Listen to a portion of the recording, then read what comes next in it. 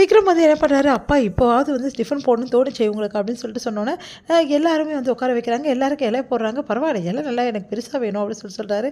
சரிப்பா நீ பெரிய இலையை எடுத்துக்கோ அப்படின்னு சொல்கிறாங்க. ரொம்ப சந்தோஷமாக இலை எடுத்துக்கிறேன். அப்பா நைட்லேருந்து ரொம்ப பசியாக இருந்தது. இப்போ தான் நிம்மதியான சாப்பாடு சாப்பிட போகிறோம். சரி என்ன டிஷ் எல்லாம் இருக்குது அப்படின்னு சொல்லிட்டு கேட்குறாரு. அந்த பெரியவர் சொல்ல டிஷ்ஷு தானே இப்போ வரும் அப்படின்னு சொன்னோன்னே அப்பா நிறைய டிஷ் வரப்போகுது.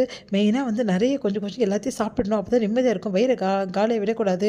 பசி பயங்கரமாக இருக்குது அப்படின்னு சொல்லிட்டு பார்த்துட்டோன்னே உடனே வந்து அங்கே களி எடுத்து வந்து வைக்கிறாங்க. என்னது என்னது இது அப்படி சொன்னோன்னே என்னப்பா இது உடம்பு ஆரோக்கியத்துக்கு இதான்ப்பா சாப்பிடணும், நல்லாயிருக்கும்ப்பா, காலைல சாப்பிட்டா அவ்வளோ நல்லது அப்படின்னோடனே என்னது இதுவா அப்படி சொல்லிட்டு பார்க்குறேன். என்ன இது கம்மு மாதிரி இருக்குது, கம்ப்லாம் சொல்லக்கூடாதுப்பா, இதுதான் கேழ்வரகுல களி பண்ணியிருக்காங்க, இது எவ்வளோ நல்லது தெரியுமா உடம்புக்கு அப்படின்னோடனே நீங்களாம் சொல்கிறீங்கல்ல ராகி களின்னு, அது இதுதான்ப்பா அப்படின்னு சொல்கிறாங்க.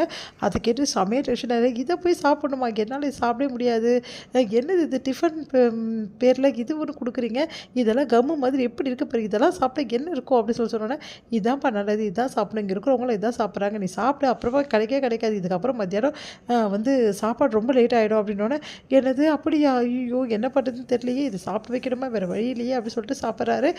உடனே வந்து என்ன நீ மட்டும் நல்லா சாப்பிட்ற அப்படின்னோடனே ஏங்க நானும் கேம்ப்லாம் எல்லா இடமும் போயிருக்கேங்க, அப்போ என்ன கிடைக்குதோ அது நாங்கள் சாப்பிட்டுப்போம், இதெல்லாம் நல்லா உடம்புக்கு ரொம்ப சக்தியானது அப்படின்னோடனே இவளுக்கு என்ன தான் தெரியலையே எல்லாமே அட்ஜஸ்ட் பண்ணிக்கிறாரு அப்படின்னு சொல்லிட்டு பார்க்குறாரு. அடுத்து வந்து சரி சாப்பிட்டாச்சா சீக்கிரம் வாங்க, ரொம்ப நேரம் சாப்பிட்டதே எப்படி, ஆமாம் போட்டதே இவ்வளோண்டு, இது ரொம்ப நேரம் சாப்பிட்றோமா அப்படின்னு சொல்கிறாரு. அடுத்து வந்து இங்கே என்ன பண்ணுறாங்க, நம்ம ரங்கநாயகி கூப்பிட்டு சொல்கிறாங்க விக்ரம் கிட்ட, இந்த மாதிரி வந்து வேதாக்கு மூலிகை தேயிலை காய்ச்சணும், மூலிகைலாம் போய் எடுத்துகிட்டு வா, விறகெல்லாம் எடுத்துகிட்டு வா காய்ச்சறதுக்கு அப்படின்னு சொல்கிறாரு.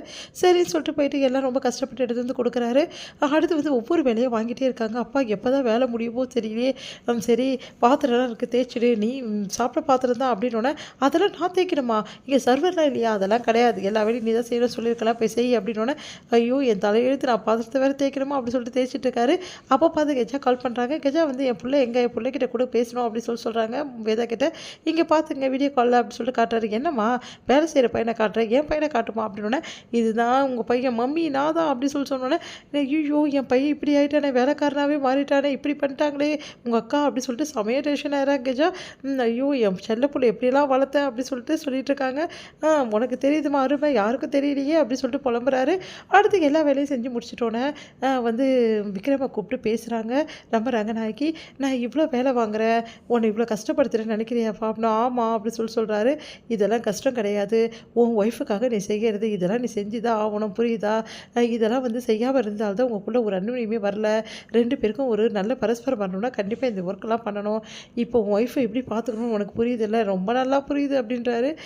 இதை புரிஞ்சுக்கோ, இதுக்கப்புறம் புரியுதா, இதுக்காக தான் நான் வந்து எல்லா வேலையும் செய்ய சொன்னேன், அது மட்டும் கிடையாது, அவளுக்கு தேவையான ஒவ்வொரு வேலையும் நீ செய்யும்போது உனக்கு வந்து அவ்வளோ சந்தோஷம் கிடைக்கும், சந்தோஷமாக நானே கஷ்டப்பட்டு செய்கிறேன், உனக்கு இப்போ அப்படி தான்ப்பா இருக்கும், அதுக்கப்புறம் பாரு நீ ஏன் அவளுக்கு எல்லா வேலையும் செய்வேன், எனக்கு அந்த நம்பிக்கை இருக்குது அப்படின்னோடனே இவங்க என்ன புது ட்ராக் போடுறாங்களே ஒன்றும் புரியலையே அப்படி சொல்லிட்டு யோசிக்கிறார் விக்ரம். இதோட முடியுது.